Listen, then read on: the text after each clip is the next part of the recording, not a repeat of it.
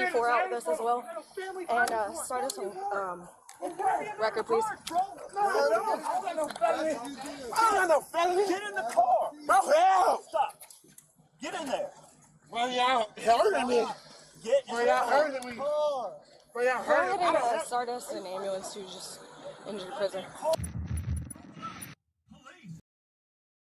Okay, well, what's your information?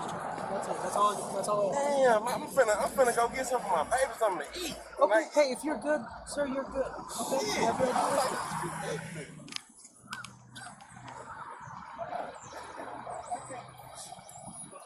I'll be right with you.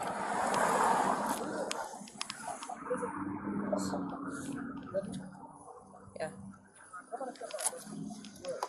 Come on, step up for me. I'll explain it to you. I know. Step out. I'll explain everything. no, sir. Tell me why. I'll explain everything. No, I'm trying to get up out the car. You didn't give me permission. I didn't give you permission to open the door. None of it. Right now, you are being detained. Come on and step out. Hey, yeah, that was right. Come on and step out. Come on. Come on, let me call my people. Come on. Come on and step out, bro. Come on and step out. Come on and step out. You're gonna get tased. Come on and step out. Pulling out a tape? Come on and step out, bro. Come on and step out. Bro, Come on and step don't out. touch Come on me, and huh? step out. Bro. Step What out. are y'all? Man, hold on, bro. Come on and step out. While on his way to pick up breakfast for his young children, a man found himself stopped by the Dallas Police Department in Dallas, Texas.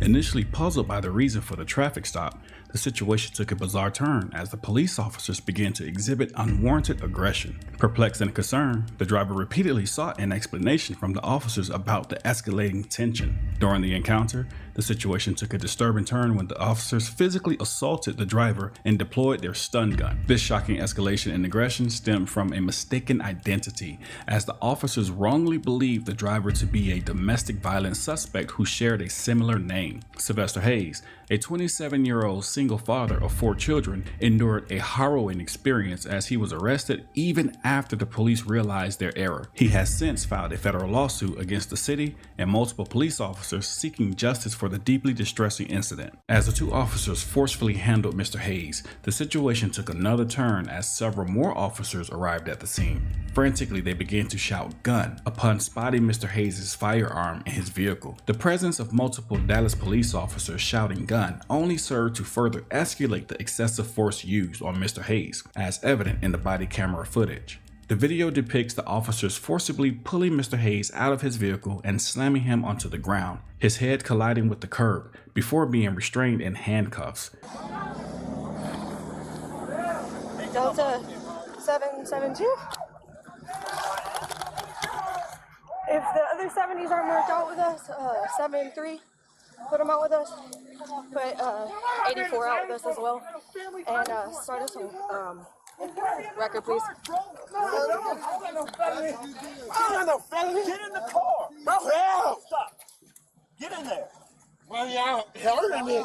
Get in Well, the y'all car. hurting me. Well, y'all Go hurting ahead me. and start us an ambulance to just injured prisoner. Car. Help me! Help! Somebody help me! Stop. Stop! Stop. Stop. Y'all hurting me! Leg restraint. You got cut. Y'all hurting me! No, we're not. You hurting yourself. What are y'all doing? You are hurting Oh! yourself. Hey, while he's down, search him. Bro, I don't have Gun in anything. his pocket. Yeah. Bro, I don't have anything, It's bro. on the floorboard of the front passenger. Bro, I Hold it don't. up. That is my Search him while gun! he's down. It is in my hand! Bro, you are pressing my precious pocket. Stop. Bro, You're getting this because you're acting this way. my nigga. This is 100%, and I'm not your nigger, okay? Bro, y'all This hurting is me, you bro. acting You this way. touching my body weight, man! Stop. Bro! Stop. Bro, you a prison. I know I'm Yes, ma'am. You Y'all are in one. big trouble, bro. Y'all don't even understand. Y'all in big trouble. Go for it. I don't care. Y'all in big trouble. You are under arrest. Oh, shit. Y'all are in big trouble. You guys good? Are you good? Y'all are in big trouble. Get him up. You good? Y'all are in big trouble. Ready? 1, 2, 3, up. Y'all are in big trouble, man. Haven't seen in the car. Y'all are in big. I can't even get up, man. My fucking Get up. It is at this point that the female officer acknowledges the mistake made by police and comprehends that they have apprehended the wrong individual. Pay close attention, as her words, although captured on camera, may be somewhat difficult to hear amid the commotion. Scoot back. Watch your foot. Watch your feet. Bro, what the fuck? Bro, what the fuck? Bro, yeah. In his right pocket. And he kept going like this too. He kept reaching. Yeah. No, what is that? Hey, let me touch him. Reg. Fucking. Y'all got the gun. So, y'all mic'd up. No.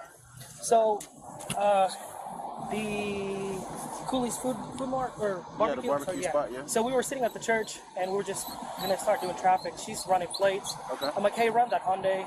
So she runs it and she was like, oh, let's look at the registered owner or whatever. So she does. She goes to AIS and it's a cross reference and it pops up red.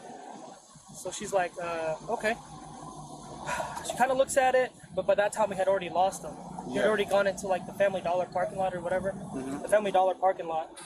So then, as she's searching, she finds out that the name that she put on there, whatever was on AIS, had continuous family violence, warrant.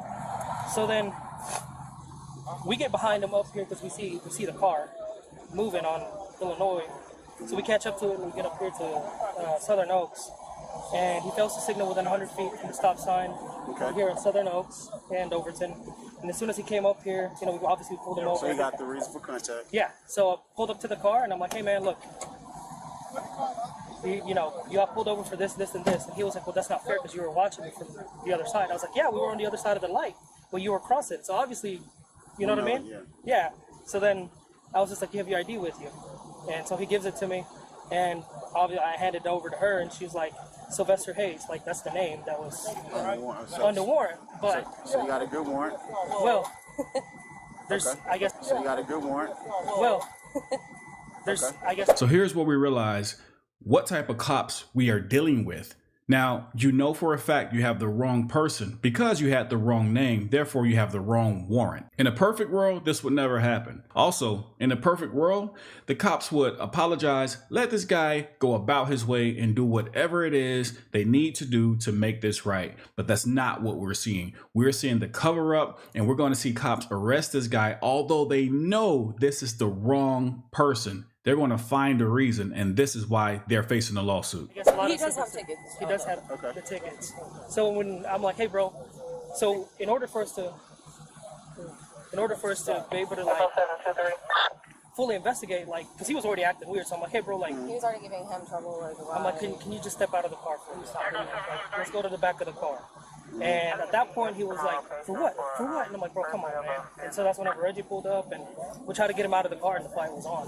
Okay. And then I was like, oh, bro, come on. So you got jail traffic, resisting arrest, right? Yeah, we have failed to signal 100 feet, and then he has tickets. He had a gun in his pocket because he kept going like That's this. why He he kept, was acting so crazy. Okay, because he had a pistol in his freaking pocket. So, and at that point, whenever we were trying to get him out of the car, Whitman was on the other side. He was like, gun, right pocket, gun. And Yeah. Okay. so, Is he a felon? he has not been convicted. Or no felon? No felon. We have UCW Okay. resisting. Resisting? Okay. Resisting because... Well, I don't know if we're going to be able to put the resistant because you can't resist detention. You can get him out of the car, but I mean, if the fight is on. So hold on. So who was on the driver's side? I was. So he was listening to your commands at the time, right? No, he was not. As soon as I had to open the door when I was like, hey, come on, bro, come on, let's step Because out. Whitman saw the gun. Well, That's a safety at this point, right? He saw the gun while we were trying to get him out of the car. So you got, you know what I'm saying? Yeah. Okay. So when he was sitting down and we were, like me, Reggie, and I forget who else was next to me, we're trying to pull him out of the car. That's whenever Whitman was trying to push him out. He was like, gun, right pocket, gun, right pocket.